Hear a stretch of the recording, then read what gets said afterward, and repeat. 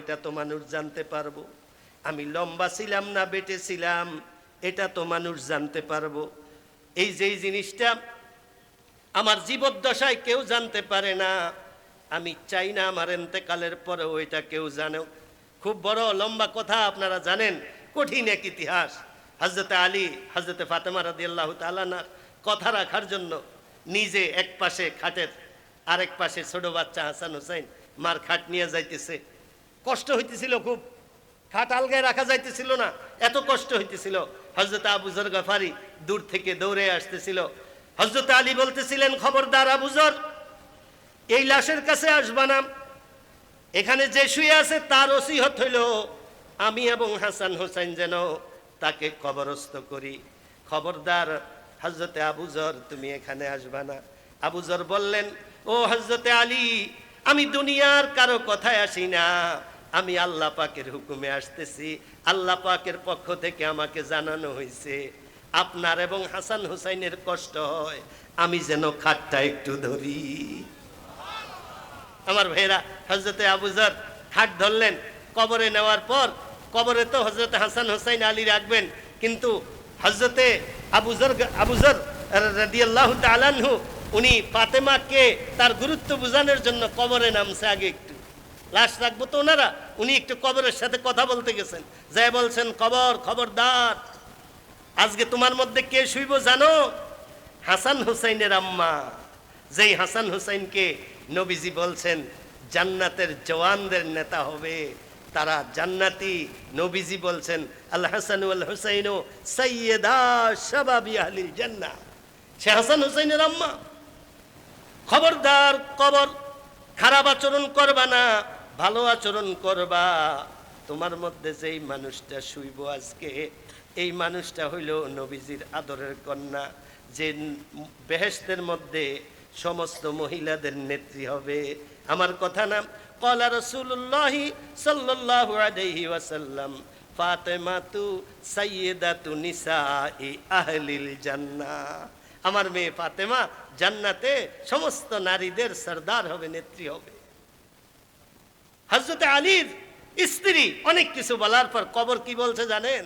কবর বলছে, আবু যর, আমি হাসান হুসাইনের আম্মা চিনি না, মুহাম্মাদুর রাসূলুল্লাহর মেয়ে চিনি না, হযরতে আলীর স্ত্রী চিনি না। নবী জান্নাতি বলছেন, এই কথাও আমার দেখার বিষয় না। আমি চাই শুধু আমল মানুষের, যে আমার মধ্যে নেক আমল নিয়ে আসবে আমি তার সাথে ভালো আচরণ করব, যে বদ আমল নিয়ে আসবে আমি তার সাথে খারাপ আচরণ করব। আমার ভাইয়েরা, কিতাবের মধ্যে আছে হযরতে ফাতেমার জন্য কবর এই কথা বলে না, হযরতে ফাতেমার মাধ্যমে, আবু যর গফারির মাধ্যমে সমস্ত দুনিয়ার মানুষকে এই খবরটা আল্লাহ পৌঁছে দিতে চাইছেন। ও দুনিয়ার মহিলারা, কবরের মধ্যে আসতে হইলে ফাতেমার মতো নেক আমল নিয়ে আসো, পর্দা করে আসো। ফাতেমা যেইভাবে পর্দা করে আসছে, আমাদের মেয়েদের পর্দার অবস্থা কি জানেন? 2500 থানা একটা আছে না, 2500 বাজারে, থানার পাশে একটা মার্কেট আছে, পিঙ্কি মার্কেট। মহিলারা বাজারে কি পরিমাণ যায় দেখেন। এক লোক যাইতে আছে মার্কেটের ভিতরে, দোকানদারে কইতে আছে, এ খালাম্মা আইন। হ্যাঁ হইছে পুরুষ, হ্যাঁ রে কয় খালাম্মা আইন। বেড়া কই কি কইলি?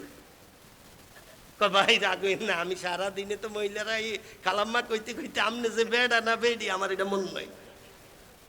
মানে এখন বুঝেন মহিলারা কি পরিমাণ বাজারে যায়। দোকানদারে বেড়ারেও খালাম্মা কইতে আছে, কি পরিমাণ খালাম্মা দৈনিক কোন লাগে। আবার জান্নাত বিশ্রায়, আবার কয় ভূমিকম্প আই কি লেগে জানি, করুণা আউনের দরকার দিকে, আহা আল্লাহ কি করে দি, আল্লাহ কি করে না, আমি আর আমনে তো আল্লাহর লেগে উল্টে এলাইছি খুব না। যা ইয়ে কম আইয়ে নবীজির কারণে কম আসে। নবীজি আল্লাহরে বলছিলেন, আল্লাহ অন্য নবীর উম্মতে গমতো আমার উম্মত করে আপনি ধ্বংস করে দিয়েন না, আপনি আজাব গজব দিলে দিয়েন, এক এলাকায় দিয়েন, অন্য এলাকার মানুষ যেন ঠিক হইতে পারে, আমার উম্মতে করে এই সুযোগটা দিয়েন। আল্লাহ পাক এই দোয়া কবুল করছেন। এই কারণে কিছু এলাকাতে দেয় অন্য এলাকারে শুধরানোর জন্য, বুঝেছে আমার মা বোনেরা? এই জন্য পর্দা মতো চলবেন। পর্দা মতো চললে স্বামীর ঘরে শান্তি হয়। স্বামীর খেদমত করবেন, স্বামীর ঘরে শান্তি হয়। স্বামীর বাড়ির দোষ মা বাপের কাছে বাড়ির যাইয়া বললেন না। আর একটা ঘটনা বলি, তাইলে বুঝবেন মা বাপ যদি বুদ্ধিমান হয়, মেয়ের শ্বশুর বাড়ি যে ভালো হয়, এটার একটা প্রমাণ আপনাদের কাছে বলি। একেবারে সত্য ঘটনা। এক ডাক্তার, ওনার মেয়ে বিয়ে দিছে। জামাইর বাড়িতে শাশুড়ি আছে, মেয়ের শাশুড়ি আছে। শাশুড়ি নাকি মাঝে মধ্যে একটু বিরক্ত করে। তো মেয়ে হঠাৎ কয়েকদিন এরম সহ্য করে একদিন আইয়া ডাক্তার সাহেবের বাপেরে কয়, আব্বা এরম একটা ওষুধ দেন, যে ওষুধটা আমি শরবত টরবতের লগে খাওয়াই দিমু, যেন আমার শাশুড়ি মরে যায়, কারণ আমারে খুব জ্বালায়, খাওয়াই দিলে মরলে আমি আরাম। তো ডাক্তার সাহেব ছিল খুব বুদ্ধিমান মানুষ। ডাক্তার সাহেব কয়, মা তোমারে যদি এই ওষুধ দেই, তুমি একসাথে খাওয়াইলে এটা পরীক্ষা নিরীক্ষার যাইব যে কেন মরলো, ভালো মানুষটা সমস্যা হইব, বরং আমি তোমারে এমন একটা ওষুধ দিয়ে দেই যেটা 1 মাস পরে মারা যাইব। আর এই 1 মাস যেহেতু মরিয়ে যাইব, একটা মাস তুমি একটু তোমার শাশুড়ির খেদমত করো, যেহেতু মরিয়ে যাইব কদিন খেদমত করো না। পরে আচ্ছা আব্বা ঠিক আছে। তার হে আব্বা ওষুধ দিছে, এই দৈনিক খাওয়ায়। আর যেহেতু মরিয়ে যাইব, প্রতিদিন যাইয়া শাশুড়ির মাথার তেল দিয়া দেয়, একটু পাও টিপা দেয়। শাশুড়ি বউরে যে খারাপ জানতো, 1 দিন 2 দিন 3 দিন পরে বউয়ের কাছে মাপ চায়, বউ গো তোমারে আমি কত জ্বালাইছি, আল্লাহর রাস্তে আমারে মাফ করে দিও। তুমি, আমার মেয়েও তো আমার এত খেদমত করে না, তুমি আমার এত খেদমত করতে আসো, মাগো আল্লাহ তোমারে বাঁচাক, তুমি আমার উপরে কষ্ট রাখো না। এরম করতে করতে 15 দিন হয়ে গেছে। এখন এত সম্পর্ক হয়েছে শাশুড়ির সাথে তার মেয়ের, ডাক্তার সাহেবের মেয়ে অন বাপের বাড়িতে আছে। আইয়া কয়, আব্বা আপনি যে ওষুধটা দিছেন এতদিন তো হয়ে গেল, আমি চাই না আমার শাশুড়ি মারা যাক। কয় কা মা মরুক, ইয়ে হয়েছে আর তো কয়দিনের মধ্যে মরুক। না না আব্বা এমন কিছু ওষুধ দেন যেন আমার শাশুড়ি না মরে। কয় মা কি হয়েছে? আব্বা আমি যে কয়দিন খেদমত করতে আছি, এখন আমার শাশুড়ি আমার কাছে মাপ চাইয়া, ওনার মেয়ে তো বেশি আমারে আদর করে। এইবার ডাক্তার সাহেব বলল, মা আমি বুঝতে পারছি প্রথমেই তোমার চলাফেরায় দোষ ছিল, নাইলে তোমার শাশুড়ি তোমারে দেখতে পারবে না কেন? তুমি যখন খেদমত করবা, শাশুড়ির কথা মতো চলবা, শাশুড়ি তোমারে আর জ্বালাইব কেন? মা তুমি যাও, তোমার শাশুড়ি মরবে না। আমি আসলে তোমার শাশুড়িরে বিষ দেই না, আমি এমনি একটা ক্যালসিয়ামের ট্যাবলেট দিয়ে দিছি, এটা এমনি খাইছে, এটা কিচ্ছুইতে নন। পরে বাপেরে ধন্যবাদ দিছে, আব্বা তোমাকে ধন্যবাদ দেই, তুমি যে আমার শাশুড়ির ক্ষতি করো নাই। বুঝাইছে আমার ভাইয়েরা? এইভাবে হইছে মেয়ে ঘরে শিক্ষা দেওয়ান লাগে। আর আমরা মা বাপ হয়েছি আধ পাগল, মেয়ে হয়েছে আধ পাগল, মা বাপ হয়েছে ফুল পাগল। মেয়ে এই একটা কথা না কইতে, হ্যাঁ জামাই যে শিক্ষা দিয়ে দিমু দইটা লই আয়।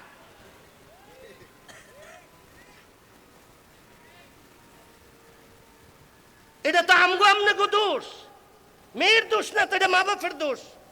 ভাই আপনার মেয়ের বিয়ের মোহর কত? 10 লাখ। আমি কি 10 লাখ কা? হুজুর বুঝেন না যোগটা কি চলে? আমি কি যোগ যায় চলুক, বুঝা গেল আপনি ফুলারে বিশ্বাস করেন না, 10 লাখ টাকা দিয়ে বিশ্বাস করানোর দরকার কি? এই ফুলার কাছে আপনি মেয়ে বিয়ে দেন কা? যার ব্যাপারে আপনার বিশ্বাসই নাই, যার কারণে 10 লাখ দিয়ে আটকান লাগে। আমি মোহরে ফাতিমি দিয়েও যেন শান্তি পাই, এরম ফুলার কাছে না মেয়ে বিয়ে দিমু। 10 লাখ দিয়ে চোর ফাললে লাভ হইব, ডাকাত ফাললে লাভ হইব? বুঝা গেল আমার হরে তো আমার বিশ্বাসই করে না। এই 10 লাখ ওয়ালা মোহরওয়ালা জামাইরা, তোমরা এত মোহর ধরলে বিয়ে করো না। বলে না এই বিয়া তো আমি নেই, আমার জামাই আমার হরে তো আমার বিশ্বাসই করে না, নাহলে এতটা মোহর ধরে কা? কথা বুঝেন না? আজকাল তো এড়ি ধরে, আবার ফুডানি কয় দেউন লাগতো না ধরে রায়, এরকম কয় না, দেউন বলে লাগতো না ধরে রান। তোমার বুঝাইছে না? মনে হচ্ছে না হেরে বিয়ে করতে আছে।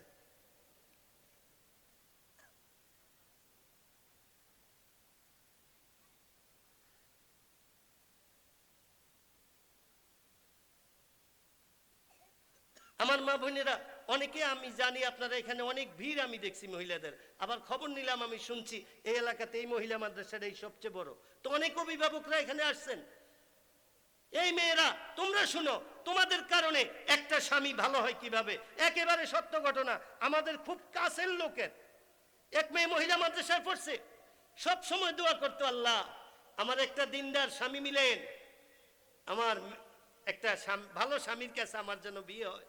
মেয়ের বিয়ে হয়েছে পারিবারিকভাবে আলোচনা হইয়া, কিন্তু বিবাহের পরে দেখা গেল ছেলেটা নেশাগ্রস্ত। এটা মা বাপ জানতে পারলো, মেয়ে কিন্তু মা বাপের জানায় নাই। মা বাপ কোনোভাবে জানতে পারলো তার মেয়ের সাথে জামাইয়ের কোনো সম্পর্ক নাই।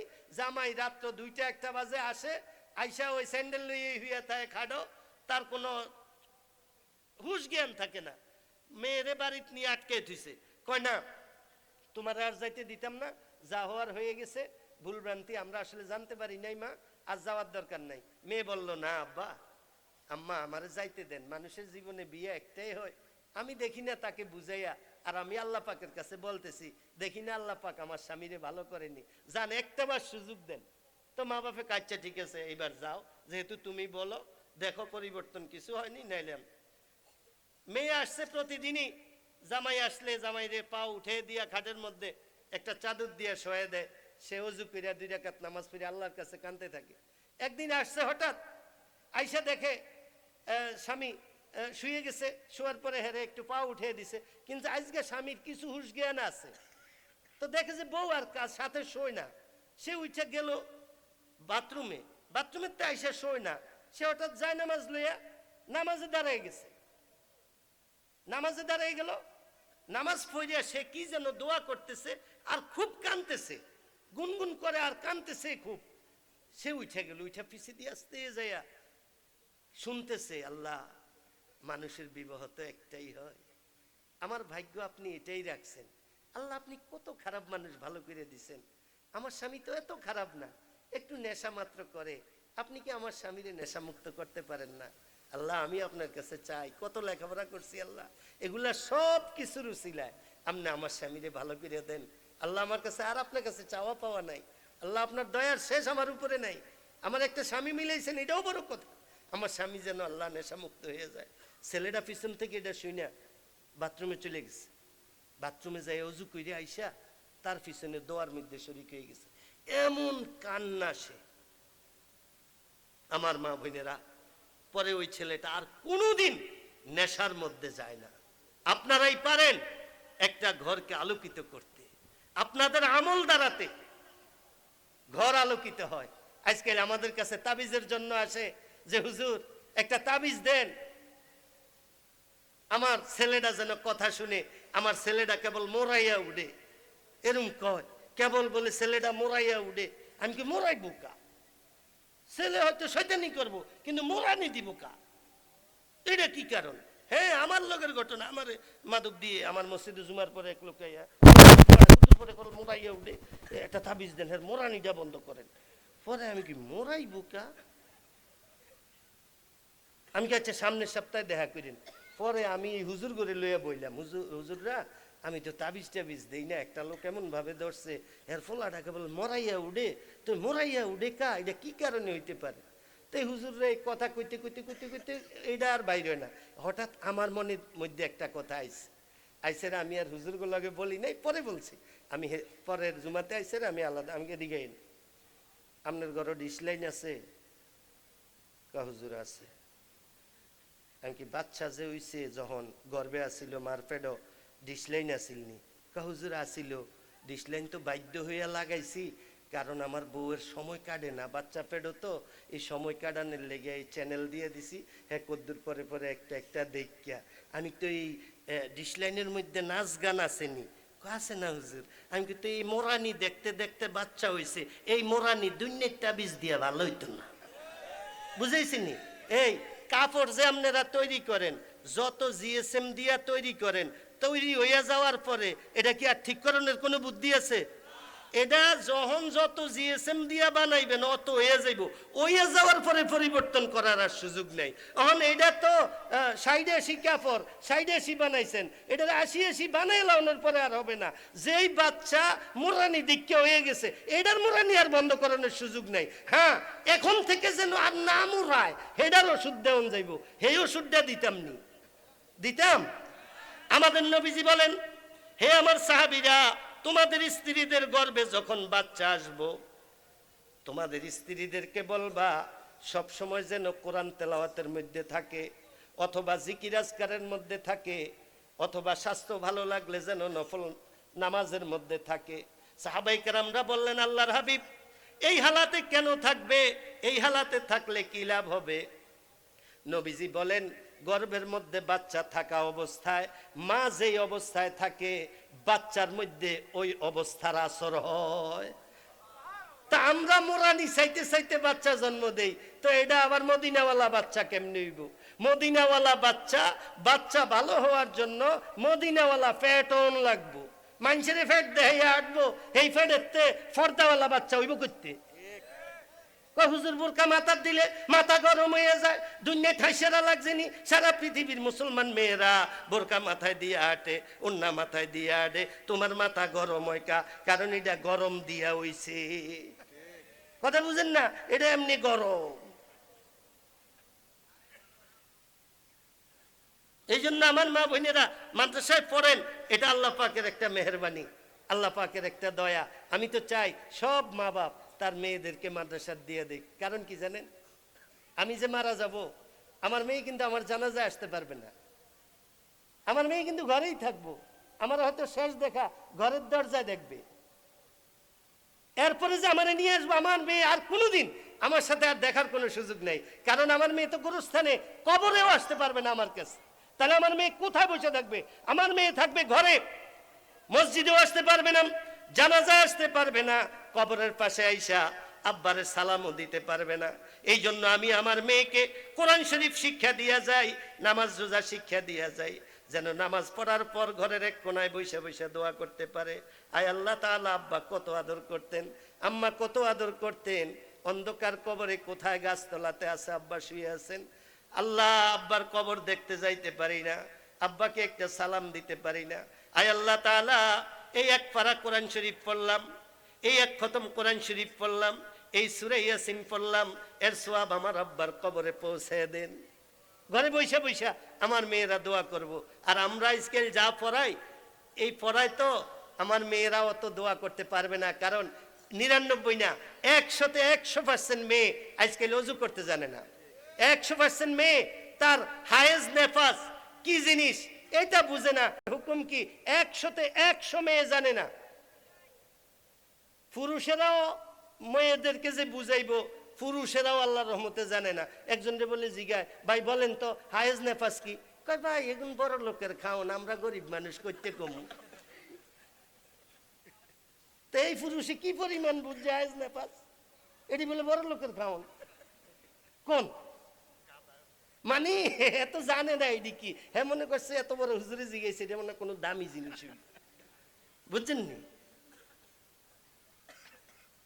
হায়েজের হুকুম কি, মাসিকের হুকুম কি, কতদিন নামাজ মাপ? রমজানের মাস আসতেছে, রোজা রাখেন না? আমার বাচ্চা হইছে না, তো বাচ্চা হইছে আইসেরা হইছে নি, রোজা রাখ না শুনছি 40 দিন বলে রোজা রাখুন লাগে না। কে কইছে 40 দিন? নেফাসের হুকুম হইল বাচ্চা হওয়ার 5 মিনিট পরেও যদি রক্ত বন্ধ হয়ে যায় তাহলে পরে রক্ত থেকেই নামাজ পড়তে হবে। নেফাসের লা হাদ্দা লি আকাল্লিহি, নেফাসের কোনো কমের হদ্দা সীমা নাই, শুধু আকসারুহা 40 আইয়াম, বেশিটা আছে যে 40 দিন পর্যন্ত যদি তার রক্ত যায় 40 দিনে তার নামাজ মাফ, নামাজ পড়তে হবে না। আর এর মধ্যে যদি 40 দিনের মধ্যে 1 মাস যদি রোজাও যায় তার রোজাও রাখতে হবে না, বাকি রোজা পরে কাজা করতে হবে তার সুবিধা মতো সময়ে। তখন মাসিক হয়ে গেলে 40 দিন বয়ে থাকে আমগো মেয়েরা, এই হাইজ হয়ে গেলে, নেফাস হয়ে গেলে যে বাচ্চা তো হয়েছে এই জন্য তো 40 দিন হুনছি মাপ। আরে না, 40 দিন মাপ না, রক্ত যে দিনতে বন্ধ হয়ে গেছে ও দিনতেই নামাজ রোজা ফরজ। কয়জনে জানবো এই মাসালা?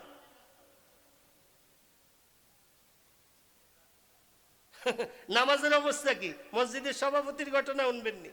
শুনবেন? সভাপতির আবার রাগ হইব। হ্যাঁ, ইমাম সাহেব গেছে কই জানি, এটা আমার আপন ভাতিজি জামাই মসজিদের ঘটনা। আমার ভাতিজি জামাই ইমাম, উনি যাইতে আছে এক জায়গায়, মুয়াজ্জিন সাহেবের কইছে আমনে একটু নামাজটা পড়াইন। তো সভাপতি সাহেব সব সময় উনি নামাজ পড়েন, পিছনের সফেই থাকেন। তো পিছনের সফ থাইকিয়া উনি নামাজ টামাজ পড়েন এইভাবে। তো এইভাবে নামাজ চলতে আছে। তো মসজিদও কারেন্ট আসিল না নামাজও যখন দাঁড়ায় মাগরিবের নামাজও, তো মোমবাতি জ্বালাইয়া মুয়াজ্জিন সাহেব নামাজও দাঁড়াইছে, তো মোমবাতি ওই সামনেই, তো হঠাৎ রুকুত গেছে রে, কারেন্ট আয়া পড়ছে। সভাপতি সাহেব করছে কি, আস্তে মাথা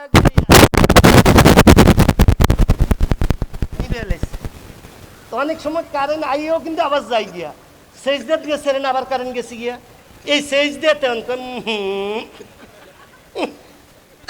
মানে কি করলাম, কথা বুঝেন?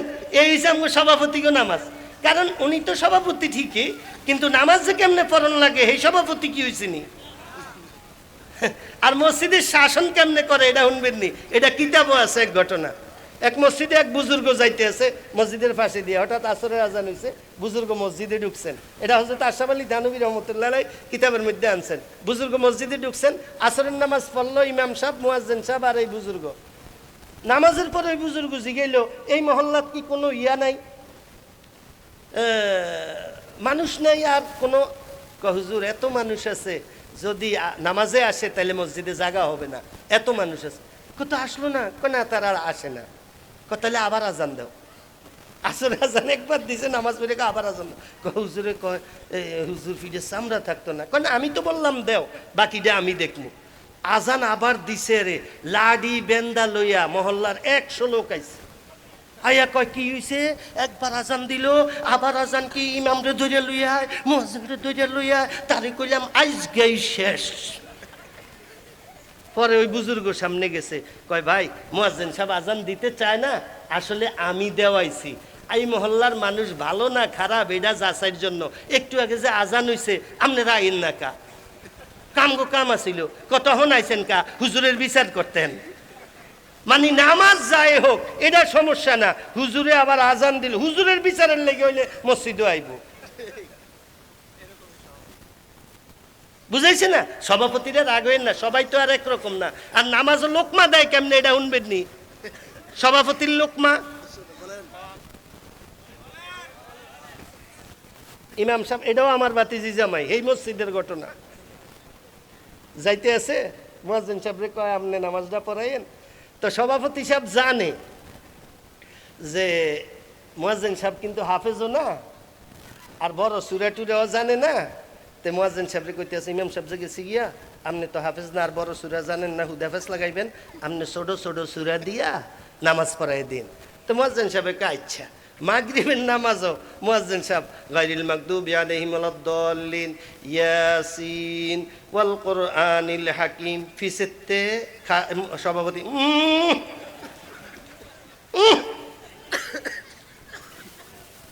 বানি কইলাম কি করলেন কি, আপনি কি ইয়াসিন পারবেন? অর্থাৎ 3 আয়াত পড়িয়া যে গেলে গিয়া নামাজ হয়ে যাবে এটা তো আর খবর নাই। সভাপতি মনে করছে ইয়াসিন লইলে পুরোটা পড়ন লাগবো। এটি রাগ হওয়ার জন্য আর হাসার জন্য বলি না, আমাদের ইসলামী জ্ঞানটা কিন্তু এরকমই। আমাদের ইসলামী জ্ঞানটা এরকম। ছোটখাটো হুজুরও আছে, শুধু আমনে দোষে করুম না। এক হুজুর আমার খুব কাছের মানুষ, হ্যাঁ মাগরিবের নামাজ পড়ায় গায়রিল মাগদুবি আলাইহিম ওয়ালাদ-দাল্লিন কুল আউযু বিরাব্বিন নাস মালিকিন নাস ইলাহিন নাস। নিয়ত ছাড়েন। অর্থাৎ প্রথম রাকাতেই যে সূরা নাস পড়ে গেছে, পরে কি পড়বো হেরফেস লেগে গেছে, এখন নিয়ত ছাড়েন। তো বলেন একজন হুজুরের যদি জ্ঞান এই পর্যায়ে থাকে, আমগো না জানি নামাজের কি নমুনা।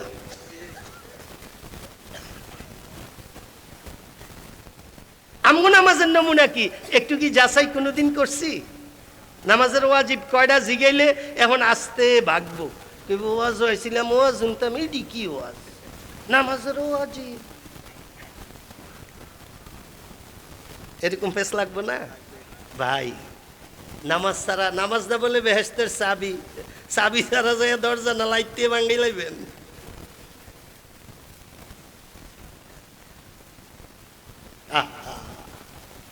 একটু কোরআন শরীফ পড়েন না ভাই, একটু শিখি না, এত শিক্ষা। আব্বা মারা গেছে, হুজুরে ফোন দেয়, হুজুর কই আইয়েন, কি হয়েছে? আব্বা মারা গেছে। আমি কি করতাম? তো আইবেন না হুজুর, আব্বার একটু গোসল দিবেন না? কা তোর বাপে এত বছর তোরে গোসল দেওয়াইছে না, আম করে 6-7 বছর বাপে গোসল দিছে না, তো বাপের জীবনে একদিন গোসল দিব, এটাও কি হুজুরি দিয়ে দিব? তুই দে, তুই না বলে এত বড় শিক্ষিত, দে না হুজুর থাক কিছু কইেন না, দেন নাম নেই তো গোসল দিছে। আচ্ছা জামা কাপড় পরা, না হুজুর এটা আমনে পরান কা, তোরে না 10 বছর আতায় দিক দিয়া ঢুকে দেস, তুই পরে ঠেললা বাপে সিধা কইরা 10 বছর তোরে জামা গাদ দেয়াইছে, বাপের একদিনে না জামা গাদ দেয়াবি, তুই না বলে এত বড় শিক্ষিত, তো বাপের একদিন জামা পরাইতে পারতি না? তো এইটাও পারে না। তো জানাজা পড়া, না হুজুর এটাও আমনে। কেউ যদি নিজের বাপের জানাজা আরেকজনরে দিয়া দেয়, এর অর্থ কি জানেন? সে নিজে আসলে দোয়া জানে না। কেউ যদি দোয়া জানে তাহলে বাপের জানাজা পড়াইতে সমস্যাটা কোন জায়গায়, এটা আমারে বলেন। আসলেই জানে না, একজনও পারবেন না। এখানে যদি দোয়া জিগাই, একজনেও দাঁড়ায় কইব না হুজুর আমি পারি, আমার মুখস্থ, আমি 60 বছর বয়স, এই বছর আমি সব পারি। কি পারেন শুনবেন? আল্লাহুম্মা ফাল্লা হায়ানা মাতানা আসাদানা ওয়াগাবানা সাগারানা। এটি হচ্ছে দোয়ার নমুনা, যেটি শুনলে ফেরেশতাও ভাগবো।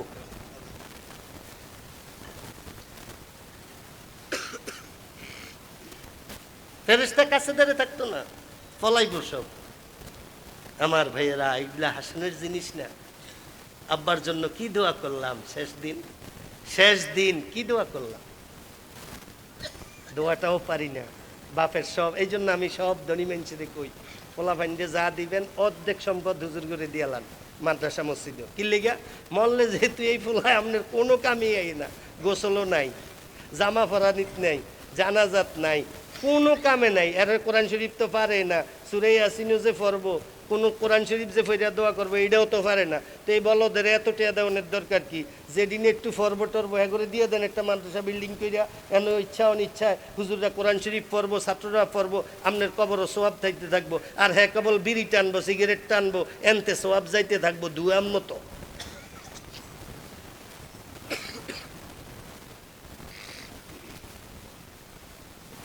নাউজুবিল্লাহি মিন যালিক। ভাই রাগ হইেন না, আমাদের পরিস্থিতিটা কিন্তু এমন, বহু দুঃখজনক। আর একটা কথা বইলা আমি আপনাদের কাছে বিদায় নিতে আসি। এটা আমার নিজের ঘটনা। আমি 1996 সালে 95 সালে এক রাত্রের জন্য, একদিনের জন্য সৌদি আরব গেছিলাম। দিনও থাকবো মক্কা শরীফ, রাত্রটা মদিনা শরীফ থেকে চলে আসবো একটা জরুরি কাজে। তো আমি বললাম তাহলে দোনোটা কাজই শেষ করে আসবো। তো মদিনা শরীফ গেলাম, যাওয়ার পরে হঠাৎ আমার যারা বন্ধু বান্ধব আছে এরা বলছে চলো দোকানে চলো, তোমার লিগা কিছু বাজার করি, তোমার খানা পাকায় খাওয়াবো, দোকানের খানা খাওয়াই। আমি কি চলো।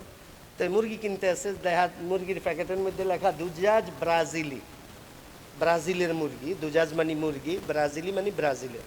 আমি কি ব্রাজিলের মুরগি এটা কিনো না। পরে আরেকটা লইতে আছে, এটার লেখা দুজাজ ফ্রান্সি।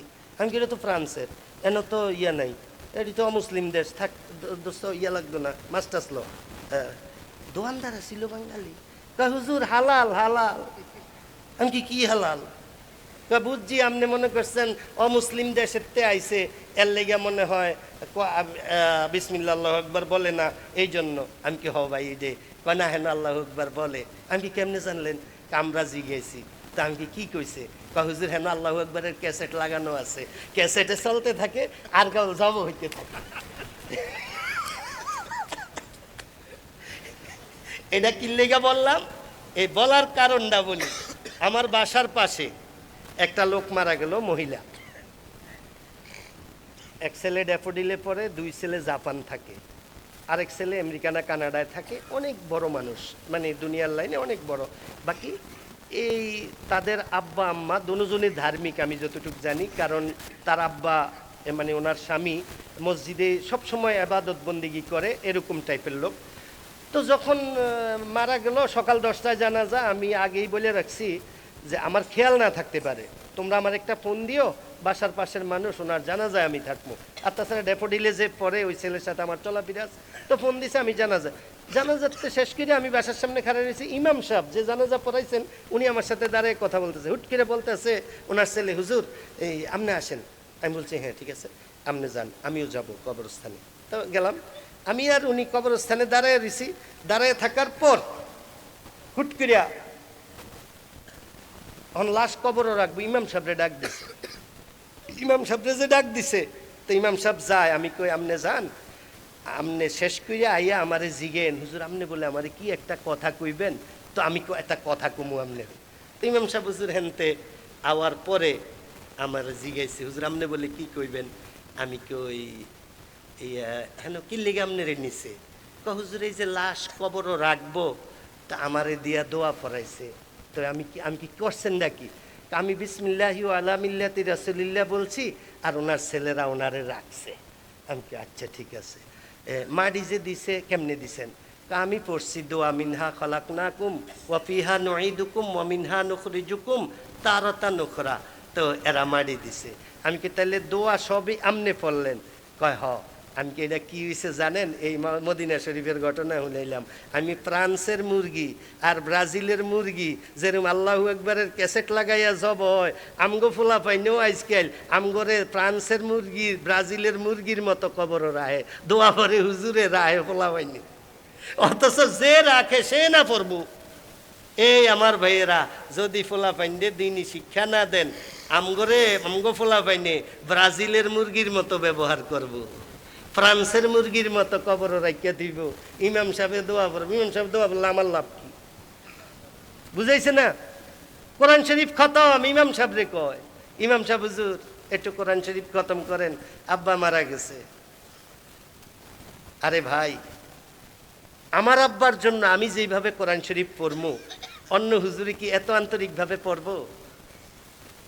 এই জন্য ভাই কেন বুঝি না, দুনিয়াটা তো অল্প কয়দিনের, ঠিক না? একটু খেয়াল করেন, একটু খেয়াল করেন সবাই। বয়স্ক শিক্ষা চলতেছে কত জায়গায়, এখানে যাই একটু শিখি, সন্তানদেরকে একটু কোরআন শরীফের শিক্ষা দিব তো ইনশাআল্লাহ। আল্লাহ আমাদেরকে তৌফিক দান করুক। সূরা ফাতিহা পড়ি একবার, সূরা ইখলাস 3 বার। বিসমিল্লাহির রহমানির জি।